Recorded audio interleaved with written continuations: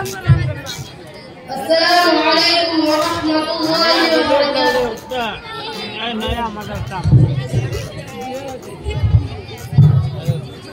الحمد لله وحده والصلاة والسلام على من لا نبي بعده. أما بعد فأعوذ بالله من الشيطان الرجيم. بسم الله الرحمن الرحيم.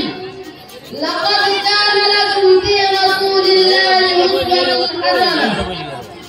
لطف کلام کیا دو نہ ہو دل میں درد عشق. لطف کلام کیا دو نہ ہو دل میں درد عشق. بس میں نہیں ہے تو تڑپنا بھی چھوڑ دے. محترم حضرات، معزز سامعین کرام اور مشتاق اساتذہ کرام، اور آج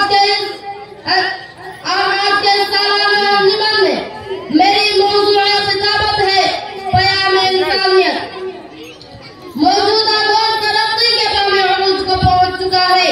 زندگی کے تمام شعبوں میں ایسا انقلاب آ چکا ہے کہ آج سے نصف صدی قبل اس کا تصور بھی نہیں کیا جا سکتا تھا.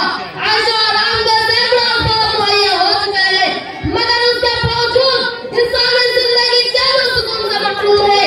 انسانیت حیران و پریشان ہے.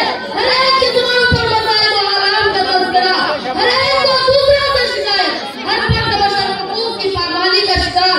کسی کی جان محفوظ نہیں، کسی کا مال محفوظ نہیں.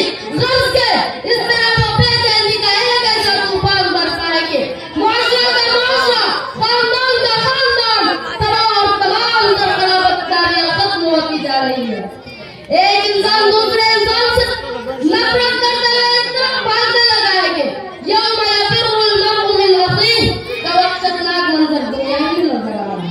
چنانچہ باپ بیٹے کی لڑائی، بھائی بھائی میں اختلاف، ماں بیٹی کی تکرار، ایک رشتہ دار کی دوسرے رشتہ دار سے قطع تعلقی، ایک پڑوسی کا دوسرے پڑوسی سے بنظر پیکار ہونا روز کا معمول بن چکا ہے.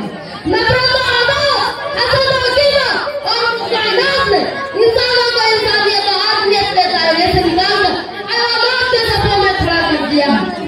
حاضرین محفل، ان تمام فسادات کی وجہ یہ ہے کہ انسان نے اپنے خالق کے بنائے نظام زندگی کو چھوڑ کر محض اپنی عقل کی بنیاد پر اور اپنی خواہشات کے مطابق زندگی گزارنا شروع کر دیا.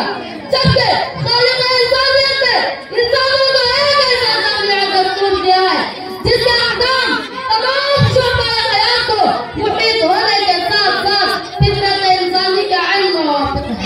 اس کا نفاذ نہ صرف انسانیت بلکہ پوری کائنات کے لیے باعث رحمت ہے. اللہ تعالیٰ نے اس دستور کو کتاب کی شکل میں اپنے محبوب پیغمبر پر نازل فرمایا. آپ صلی اللہ علیہ وسلم نے نازل کیا کہ خدا کے اس پیغام کو خدا کے بندوں تک پہنچایا، بلکہ پہنچانے کے ساتھ ساتھ اس کے ایک ایک حکم پر خود عمل کر کے تمام احکام کو عملی طور پر واضح انداز میں اس طرح پیش کر دیا کہ آپ صلی اللہ علیہ وسلم کا عمل عالم انسانیت کے لیے پرسکون زندگی گزارنے کا ایک عظیم الشان نمونہ بن گیا.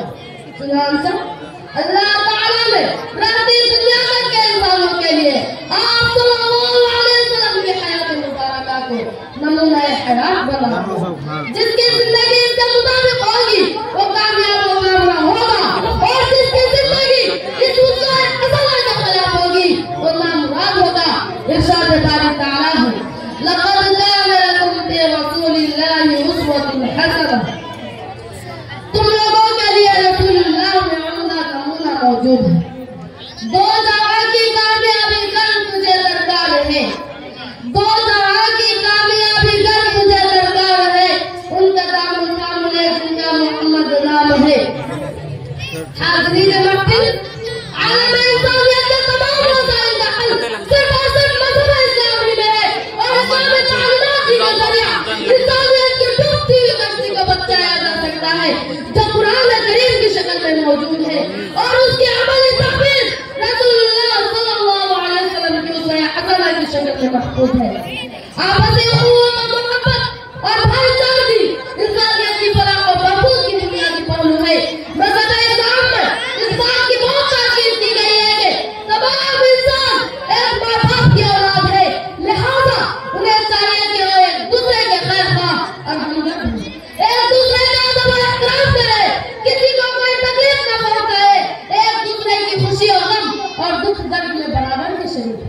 چنانچہ رسول اللہ صلی اللہ علیہ وسلم نے فرمایا کلکم لآدم و آدم من تراب، تمام انسان آدم کے اولاد ہے اور آدم مٹی سے بنے ہوئے ہیں۔ اس حدیث میں انسانوں کی حقیقت کو بیان کرتے ہوئے بتایا گیا کہ تمام انسان ایک باپ کے اولاد ہے، تاکہ تمام انسان بلا تفریق قوم و ملت بھائی بھائی بن کر اخوت اور محبت کے ساتھ زندگی گزارے۔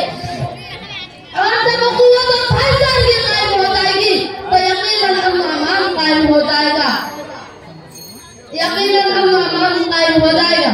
اگر ہم نے کسی دوسرے کے درد کو دیکھ کر اپنے دل میں درد پیدا نہ کیا، اگر کسی کے دل کو تڑپتا دیکھ کر اپنے دل کو تڑپانے پر مجبور نہ کیا تو یہ انسانیت نہیں بلکہ حیوانیت ہے۔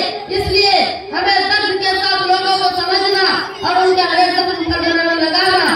اور ہم نے وآخر دعوانا الحمدللہ رب العالمین۔